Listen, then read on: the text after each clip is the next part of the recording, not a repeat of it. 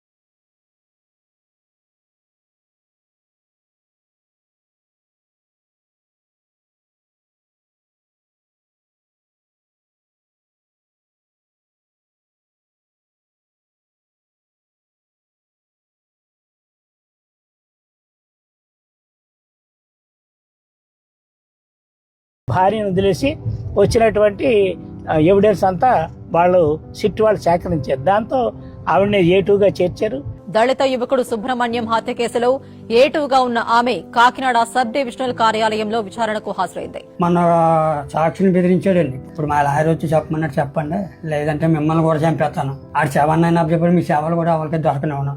SC యువకుడు సుబ్రహ్మణ్యం హత్య కేసులో సాక్షుల్ని బెదిరించిన కేసులో ఆయన్ని అరెస్టు చేసేందుకు 4 బృందాలుగా ఏర్పడి వెతుకుతున్నారు. సుప్రీంకోర్టు ఇచ్చిన బెయిల్ కూడా కొట్టేసిందన్నమా 13వ తారీఖున. ఇదంతా ఈ రాజకీయ కుట్రండి. రాజకీయ కుట్రంగా నన్ను ఆడుకుంటున్నా, నన్ను ఇరికించాలని నా మీద కావాలని పెట్టారని అబద్ధ సాక్ష్యాలు చెప్తున్నాడు ప్రెస్ మీట్ ముందు. మరి అలాగన్నవాడు ఇప్పుడు ఎందుకండి మరి అన్ని సాక్షిని బెదిరించడం ఎందుకండి? ఈ అనంతబాబు బయటకు రాకపోయినా ఆడ అనుసరులు ఆడ మనుషులు చాలా గోండాలు ఉన్నారు ఆడ చేతిలోని. ఆ గోండాలు పంపించి మమ్మల్ని ఏమన్నా చంపేస్తారేమో కొంచెం ప్రాణాపాయం ఉందని చెప్పుకున్నాక అప్పుడు ఈ సీసీ కెమెరా పెట్టారేమో అనుకుంటున్నాను నేను. సర్వేలెన్స్ డ్యూటీ వేసారు సార్ కడపూర బిఎస్ నుంచి. మరి సర్కార్ ఆఫీస్ నుంచి వస్తాయి సార్ ఇన్స్ట్రక్షన్స్. మా లిమిట్స్ కాబట్టి వీళ్ళు మా పెద్దపూడి ఎస్సీ గారు దీనికి మానిటర్ చేస్తారు. అది అనంతబాబు ఊరికి చేసేస్తాను కానీ మాకు ప్రాణాపాయం తప్పదండి. లేకపోతే ఎప్పటికన్నా అది ప్రాణాపాయం అది అనంతబాబు బయట ఉన్నాక లేదండి. అది వైసీపీలో చేయలేదు. వైసీపీ ప్రభుత్వం కార్యకర్తలు కానీ ఈ పదవి ఉన్న వాళ్ళు కానీ ఎవ్వరు ₹1 సాయం చేయలేదండి.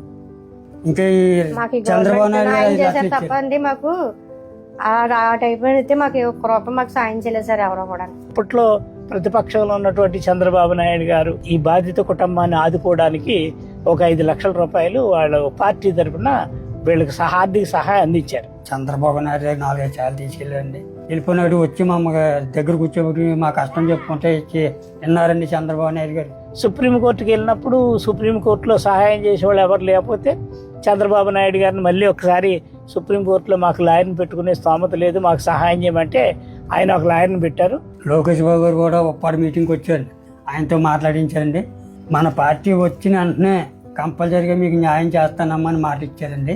మీరు ఒంటరి వారు కాదు, మీకు తెలుగుదేశం పార్టీ అండగా ఉంటుంది, ధైర్యంగా ఉండమని కుటుంబ సభ్యులిద్దరికి హామీ ఇస్తున్నాం.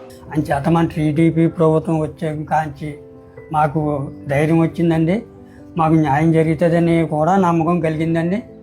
ఈ రెండు ప్రభుత్వాలు వ్యత్యాసం చూస్తే ఈ డ్రైవర్ సుబ్రహ్మణ్యం కేసులో మాత్రం ఖచ్చితంగా ప్రభుత్వం, ఇప్పుడు ఉన్నటువంటి ప్రభుత్వం, పోలీసులు కూడా పూర్తిగా సహకరిస్తూ న్యాయం చేస్తారని మాకు ఒక ఆశాభావం, నమ్మకం కలుగుతుంది.